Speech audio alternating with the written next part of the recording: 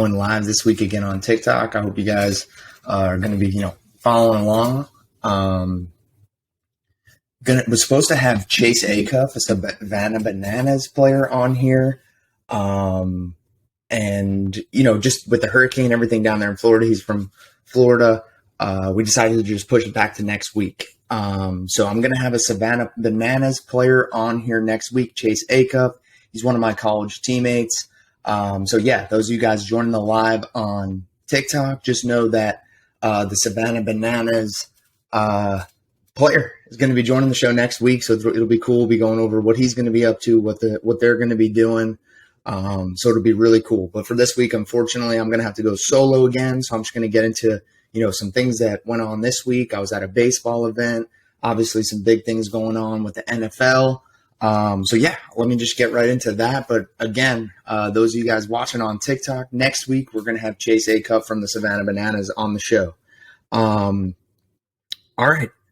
Kind of going into what I was up to a little bit this week. I was out here in Arizona working a high school baseball tournament with my new job that I've been doing.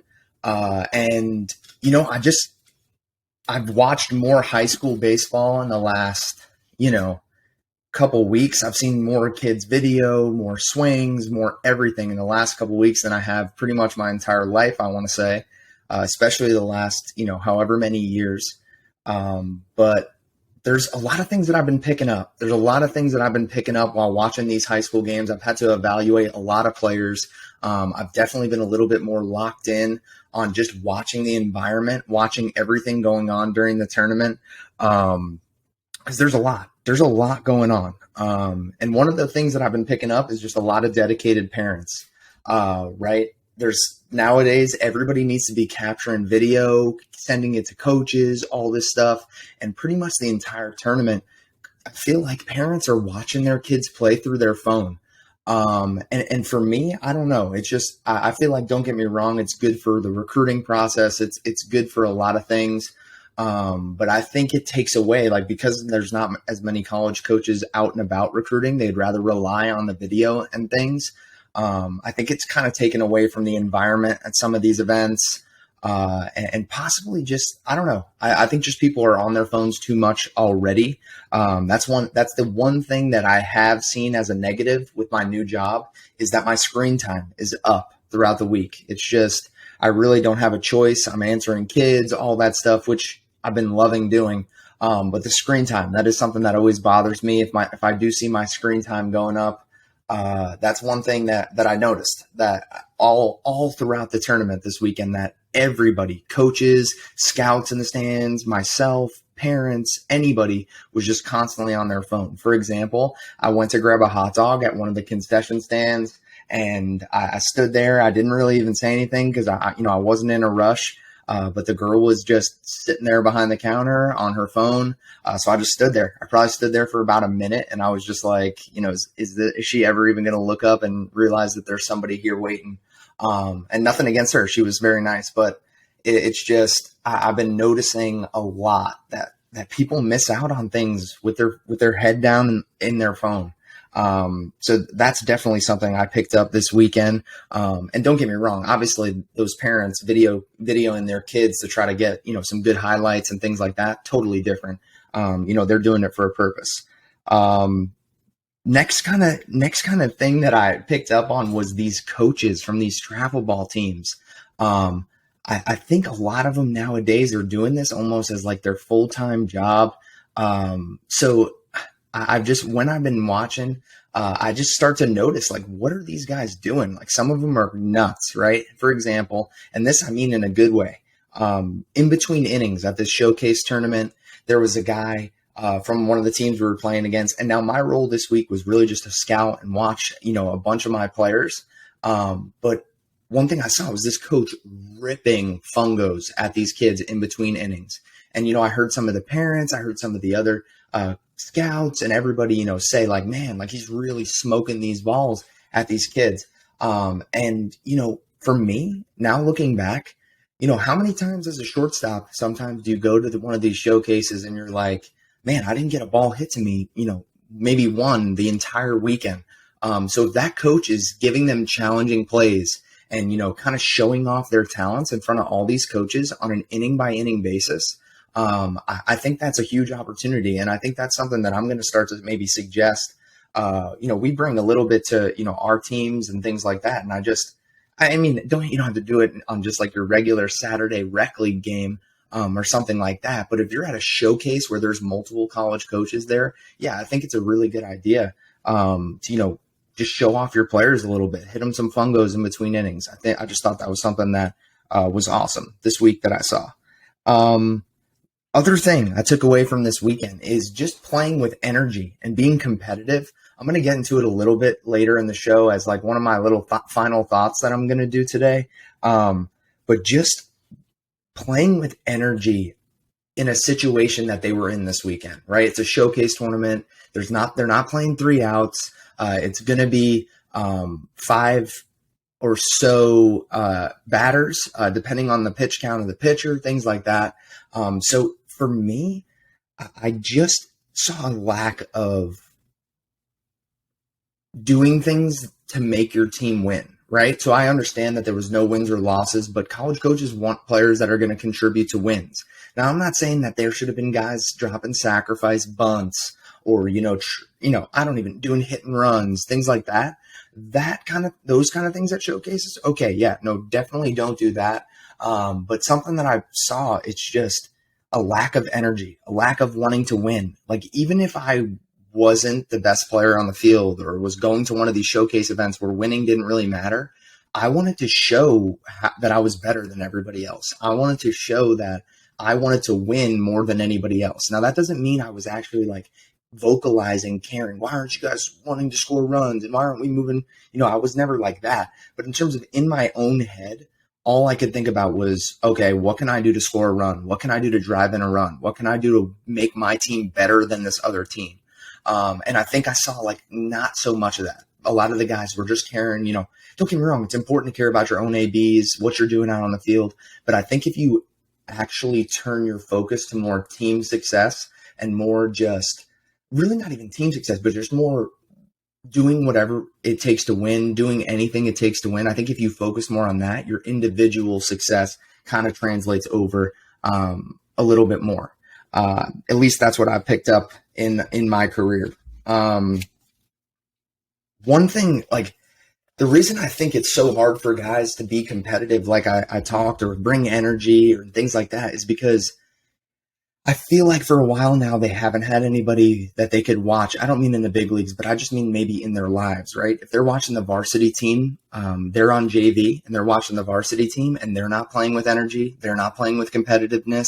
I think it's super important to have someone that, shows you by example, right? And for me, it was obviously my older brother, played college baseball, was ultra competitive, never let me win at anything, would literally beat my ass at every single thing that you could possibly imagine, whether it was ping pong, video games, pretty much basketball, wiffle ball, whatever it was. My older brother was kicking the crap out of me. So my thing is just like, if you're going to be a guy that just doesn't really show me that competitive edge, I just don't think these kids realize how detrimental that can be to their recruiting process. So I've been just talking to a lot of my guys about the fact that you should absolutely hate to lose. Like, you should really hate losing, whether it's a showcase or whether it's a wiffle ball game, whether it's ping pong with your brother. You really just should hate to lose. Yeah, so that's pretty much sums up what I got, kind of some of my thoughts from watching a bunch of high school baseball games this weekend. I noticed, like, guys just don't snap it around the infield. Guys aren't, as hyped when they see their guy get a strikeout on their team. I just think the vocal energy throughout the tournament was just kind of down. Now, don't get me wrong. All my guys were playing hard. Everybody was putting in the effort. Everybody was, definitely, for lack of a better term, I guess, trying their best. But my thing is, it's just about creating a certain persona, a certain energy around yourself on the field to where it's like, I want to watch you play. Like, my eyes gravitate towards you on the field. And I just don't see that in a lot of guys. Now, don't get me wrong. There was a couple. that I saw throughout the weekend, but I'm seeing it less and less. Like if you, just for example, I think of a couple of my college teammates that if I know for a fact that if I saw them at a tournament, one of them being the guest that I'm going to have next week, Chase Acuff, I know if I saw him as a high schooler playing at a tournament, I know that the amount of energy and just the aura around him would have been, just a little different than what I'm seeing from a lot of these guys. So kind of moving on from baseball, let's get into some NFL storylines a little bit. So a couple weeks ago, I think it was around 2 weeks ago, on one of the episodes, we just started talking about, how many Super Bowls and, who would you rather's for quarterbacks and things like that. And one of the people we brought up was Jalen Hurts. And the Eagles are off to a hot start. Jalen Hurts is playing out of his mind. And a couple weeks ago, I mentioned, now don't get me wrong, he wasn't like my MVP take or my prediction or anything like that.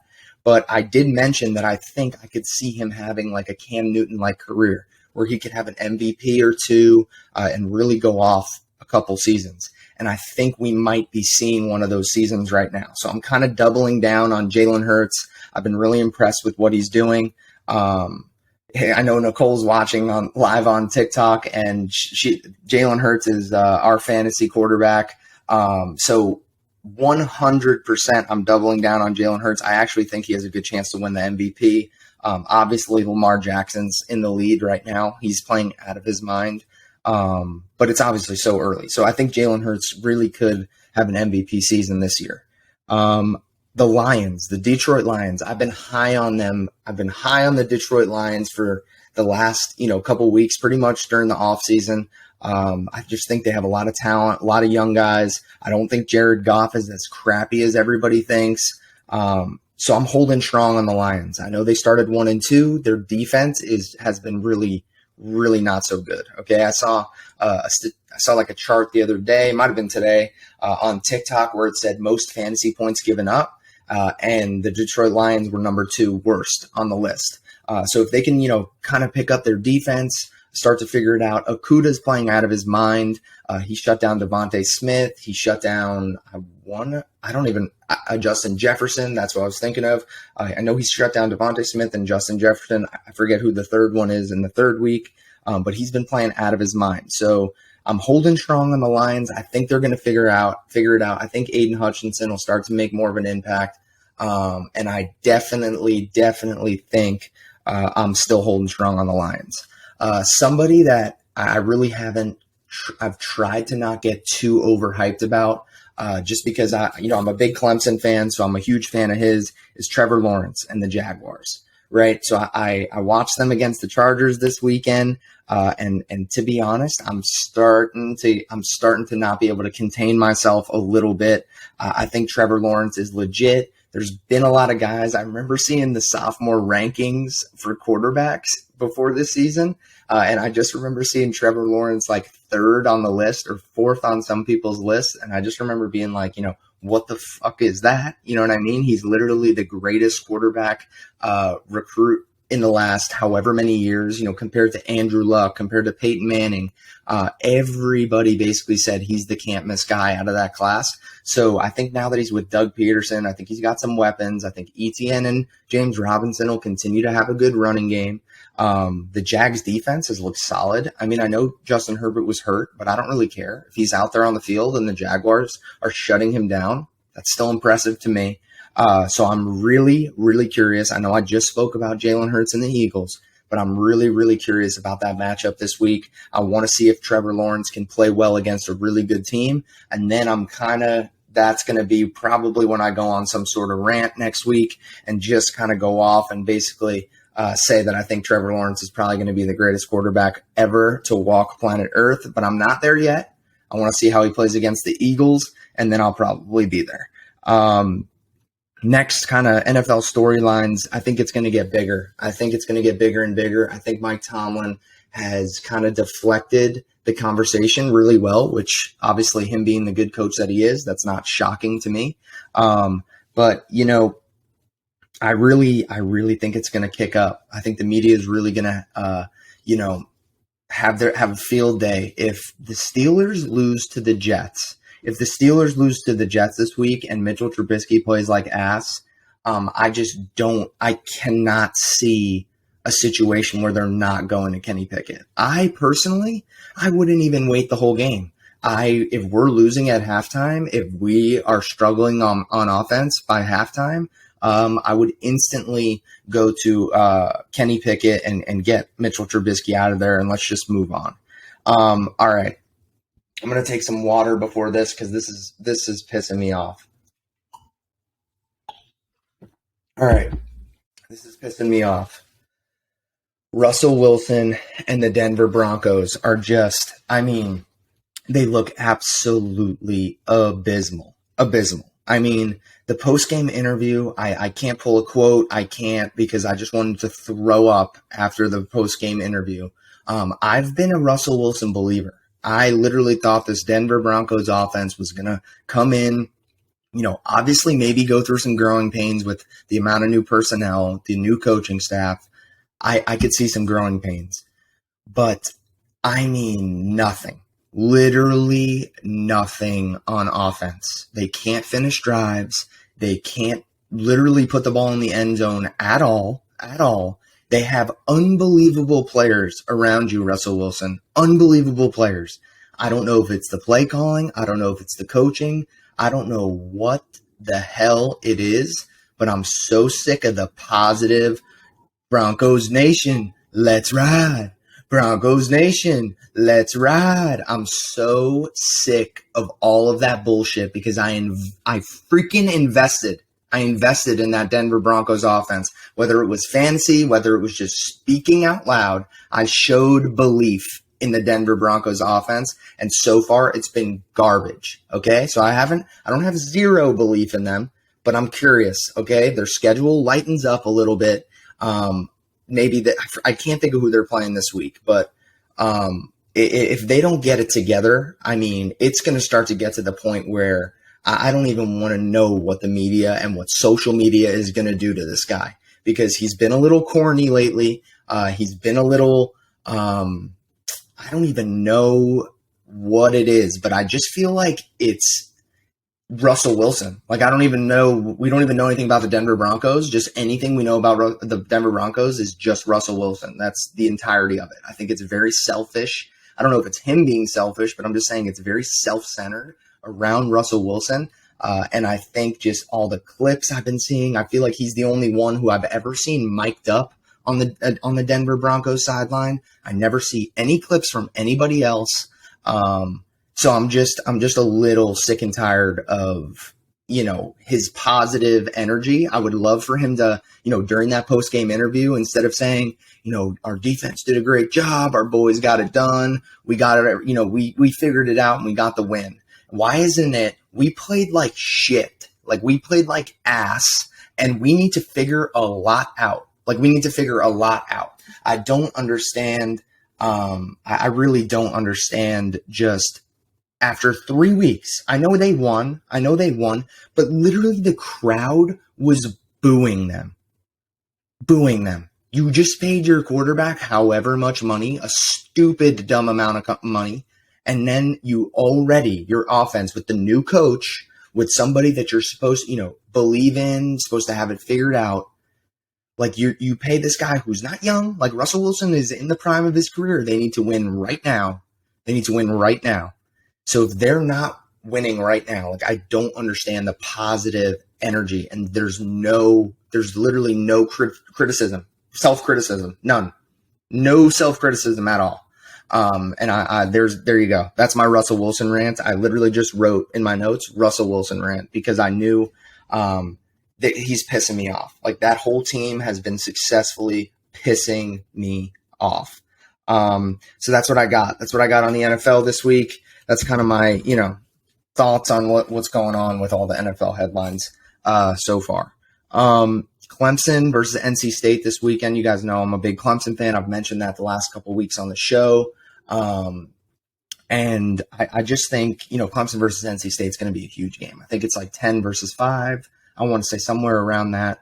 I don't know their exact rankings, but this is going to tell me, right? So DJ played really good against Wake Forest last week, and I'm curious.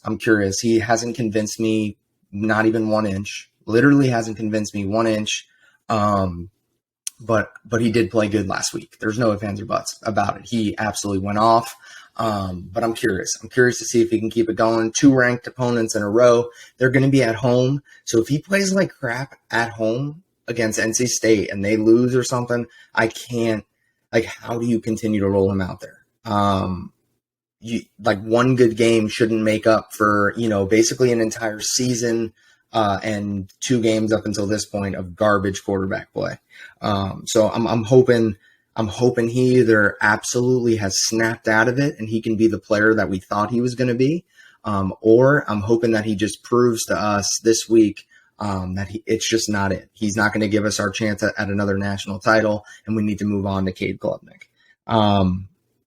Last thing about the NFL, I know I just kind of said that I was done with the NFL, but this is more fantasy football. It's just been really weird. Okay, so everybody in our leagues, in my leagues, we've been talking more in the group chats. Trades have been weird. Everything this year feels weird. So one thing that I'll say is running backs are struggling. Running backs are struggling big time in fantasy football. I mean, Clyde Edwards-Helaire, I think, is like the running back ranked 4th overall in points. Cordero Patterson's probably in there. Jamal Williams is probably top 15. I mean, it's actually insane, the weirdness of fantasy football this year. We have some big-time wide receivers putting up some duds, some big running back names putting up multiple duds. So I'm curious. I'm curious to see how fantasy football shapes out. More kind of just random thoughts, some, things going on. I've been thinking a lot about this, and me and my brother talked about it the other night. This is me not taking one ounce of anything Shohei Ohtani is doing. The fact that he's staying healthy and putting up these numbers, both pitching and hitting, it's unbelievable. We've never seen anything like it. We've literally, it's insane. Okay. But Aaron Judge absolutely deserves to win the MVP. I mean, he's literally carrying the Yankees to the playoffs. He's put the team completely on his back. He's done it in a contract year. I think he's going to break the record. I don't know how many games we have left. I feel like there's like 8, 9, maybe 10 max. I think he'll probably break the record for, single season AL home runs. But I just think there's no chance the Yankees are making the playoffs. I don't care what anybody says. I know they say MVP is an individual award, but I think, a determining factor should be if your individual, crazy year that you're supposed to have contributed to team success. And Shohei Ohtani's obviously didn't. Now, don't get me wrong. Their record without him would be abysmal, even worse, way worse. But I just think Judge this year created a very unique situation. I just think it's unbelievable what he's doing. So I think he just definitely deserves the MVP. All right. Another just little quick thing that I've been watching. I don't really watch too many TV shows nowadays. But just with football, I really just focus on sports this time of year. But one show that I've been watching a little bit every night is Cobra Kai. So if you haven't had a chance to watch Cobra Kai, I think it's one of the funniest shows. I think like season 2, if you haven't watched any of the seasons, I think season 2, they kind of mess up a little bit. They make it a little bit too much like teenage drama stuff. But I think season 1, 3, and 4 is unbelievable. Now, don't get me wrong. There's the corny karate, there's the corny drama, there's the corny music. But I just think as quality shows, in terms of how well it's written, the acting's not great, but just the character Johnny Lawrence, bringing some of the characters back from the old Karate Kid movies. I personally love those shows, and I think the humor in it is a lot of what society needs. No participation trophies, making tough individuals out of kids, giving them some tough love, maybe even, punishing them a little bit. I don't think that's necessarily such a bad thing. And I definitely recommend watching the show because I think we could use a little bit more of the kind of attitude that they do bring in the show. Obviously, it's fictional, and obviously it's a lot of stupid stuff as well. But I do think the competitiveness and the just general drive is something that we lack in today's society. So yeah, kind of just my final thought. I kind of touched on it a little bit when I was speaking about the event that I was at this weekend in terms of high school players.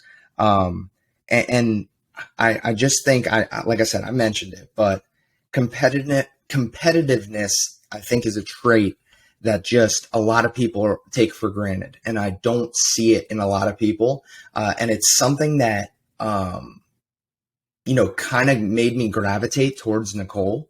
When I saw how competitive she was, when I saw how much she hated to lose, whether it's a quick phone game that we're playing against each other, whether it's a bowling date, whether it's a mini golf date, whatever it was. And I know she's watching right now live on TikTok, but I'm just saying, like, I think one of the reasons that made me gravitate towards her was because I think she's going to pass that along to our kids. And I think being competitive is something, and hating to lose, even if you get upset as a kid. I remember being in second, third grade, losing my little league basketball, like, meaningless league. It wasn't AAU, wasn't nothing. I remember just losing a game, even to just one of my friends on the other team. And I remember being so caught up in winning and losing that it would make me emotional. Like, as a kid, I would like try to hold back my tears because I knew my dad would be like, "Yo, get your head out of your ass. Why are you crying? Like, it's just a basketball game. Why the hell are you crying?" But I just wanted to win, and I wanted to be so much better than everybody else.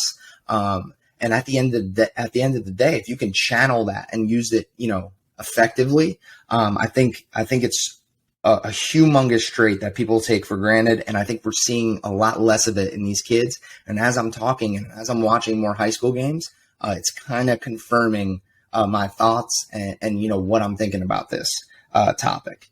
And just, it's not even sports, right? It's business. Gary Vee, all these people talk about this all the time. Being competitive is huge. Hating to lose is huge. I hear Gary Vee talk about the Jets all the time, right? And how he curses out kids at the games and how he, flicks opposing fans off at the games. Gary Vee seems like one of the nicest guys ever. And when he turns on that competitiveness, it can get a little ugly, but I think that's the beauty in it. That's the beauty in wanting to win so bad. So I think just, sports, business, life, doesn't matter. Teach your kid that winning and being competitive is a good thing. I think that's super, super important. And hating losing is, I hate like when people say that like you're a sore loser, like you shouldn't be mad when you lose. It's just a game. It's like, no, it's not about that. It's about being better than the other person. It's about being competitive. It's about having pride in your performance. So I just think that's, just like I said, a little final thought that I had this week about what I've been seeing from these at the tournaments. And most of the kids put an unbelievable amount of effort and, dedication into getting better at this sport. And I just wish the competitiveness, like the edge translated over with that hard work that they're putting in. So that's a lot of the conversations that I've been having with some of my guys this week. But yeah, that's really all I got this week. That's going to wrap it up this week for the episode. Next week, like I said, we're going to have Chase Acuff on the show. He's going to be playing with the Savannah Banana / Party Animal Tour. I'm super excited to have him on. We've been through a lot. We've hung out a million times.